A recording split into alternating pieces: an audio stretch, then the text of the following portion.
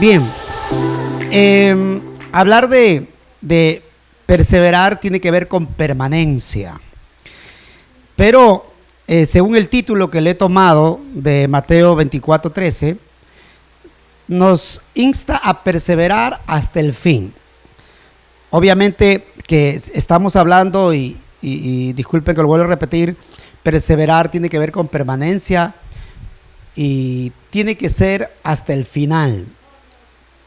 No, normalmente, mejor dicho, solemos trazarnos una meta, un proyecto, y de pronto lo dejamos a mitad de camino. La idea es no. La idea es que permanezcamos en aquello hasta que lo concluyamos, lo terminemos, o hasta el final, como dice la palabra de Dios. Ahora, entonces, esa perseverancia hasta el final trae como resultado salvación. Y cuando hablamos de salvación, no necesariamente estamos hablando de la vida eterna, lo cual también es, y eso es lo principal, sino que estamos hablando, como por ejemplo el caso de Moisés, nos dice la Biblia que fue salvado de las aguas. A lo mejor tú estás pasando por un problema familiar, ha de ser salvo. En ello quiere decir que va a ser solucionado. A lo mejor estás pasando por un problema de salud, has de ser sanado. Y así sucesivamente.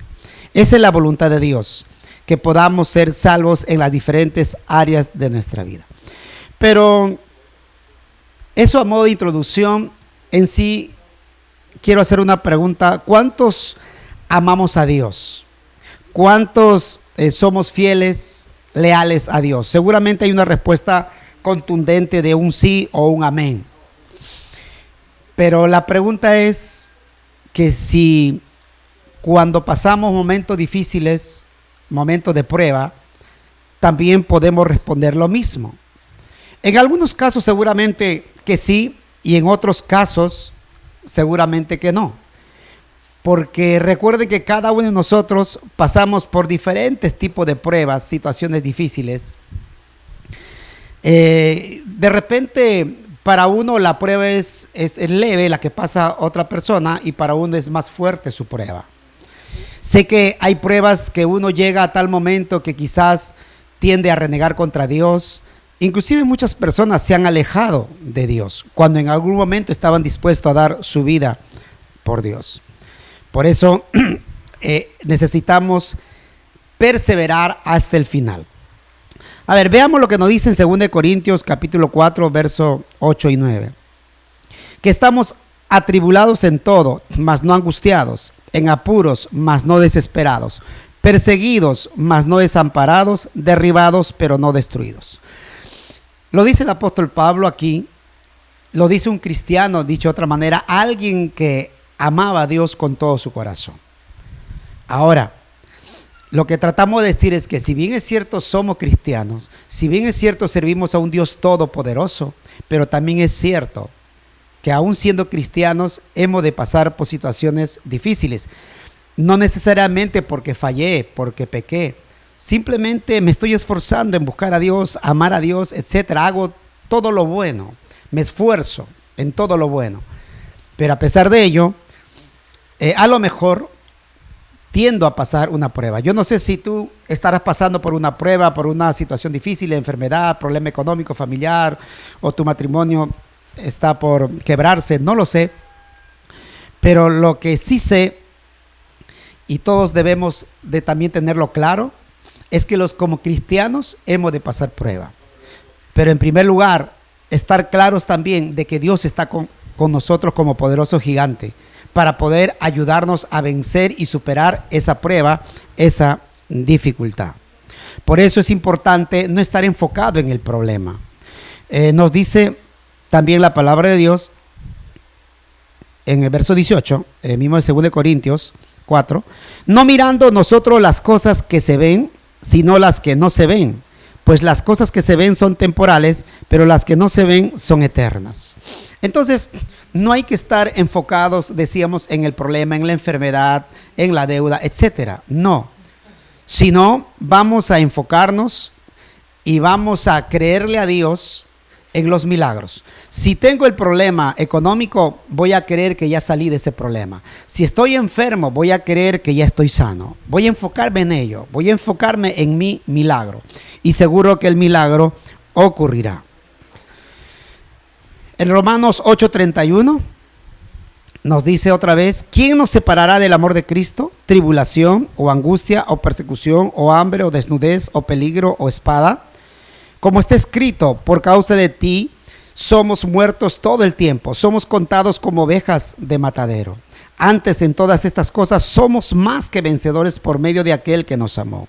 Por lo cual estoy seguro de que ni la muerte, ni la vida, ni ángeles, ni principados, ni potestades, ni lo presente, ni lo porvenir, ni lo alto, ni lo profundo, ni ninguna otra cosa creada nos podrá separar del amor de Dios, que es en Cristo Jesús, Señor nuestro.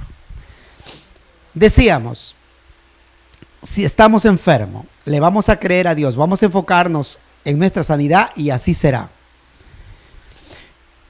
Pero obviamente que consideramos la enfermedad como una prueba, como lo dice el apóstol Pablo. Pero sin embargo, cualquier cosa como cristiano que nos pueda pasar, sea negativo, no nos podrá separar del amor de Dios. Recuerde, cuando uno llega a una iglesia a congregar, el error de las personas es pensar que están yendo al cielo donde hay puros ángeles, y no es así. En la iglesia está el cristiano caliente, tibio, frío y la persona inconversa, o la que recién quiere conocer a Dios. Personas con errores, pero al margen de ello, también está el enemigo, dice, alrededor, tratando de atacarnos, dañarnos, afectarnos. La Biblia dice también en San Juan: el diablo ha venido a robar, matar y destruir. Pero qué bueno que dice también que Jesucristo ha venido para darnos vida, y vida en abundancia. Entonces, obviamente, cuando clamamos a Dios ante una adversidad, vamos a tener resultados, vamos a tener victoria. Pero pueden haber momentos en que no haya respuesta. Por eso es importante en el momento de dolor, de prueba, escuche esto, es importante, en ese momento difícil puede venir algún pensamiento negativo, como por ejemplo, ¿dónde está Dios? ¿Por qué Dios no me sana? ¿Por qué Dios no me ayuda? Estoy clamando, no me responde. Y de pronto uno quiere pensar y decir: Dios no existe. No, voy a dejar de buscar a Dios porque no me ha respondido. Puede pasar esos pensamientos, pero eso no es relevante. O de lo que más tengo que preocuparme es que si ese pensamiento llega a mi corazón, o si ese pensamiento hago que se estacione en mí, lo que tengo que hacer es dejar que pase ese pensamiento y no lograr que se estacione, que se anide en mi mente. Entonces, de esa manera yo voy a poder tener victoria. De esa manera no voy a renegar contra Dios, porque obviamente todos aquellos que hemos entregado nuestra vida a Cristo sabemos quién es Dios. Inclusive si hemos tenido un milagro de parte de Dios, como algunas personas que fueron desahuciados por los médicos, la medicina ya no podía, la ciencia no podía para ellos darle vida, darle salud, pero un día decidieron buscar a Dios y Dios los sanó. Entonces estamos claros de que realmente Dios es real, Dios es poderoso.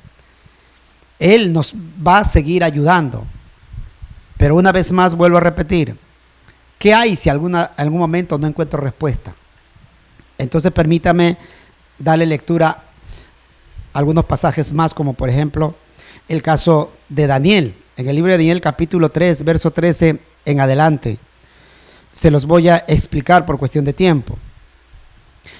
Sucede que habían 3 jóvenes llamados Sadrach, Mesach y Abednego, que por no adorar un ídolo que hizo Nabucodonosor en aquel entonces, lo lanzaron a un horno que estaba ardiendo de fuego muy intenso. Tanto así que aquellos que lo lanzaron terminaron consumidos por el fuego.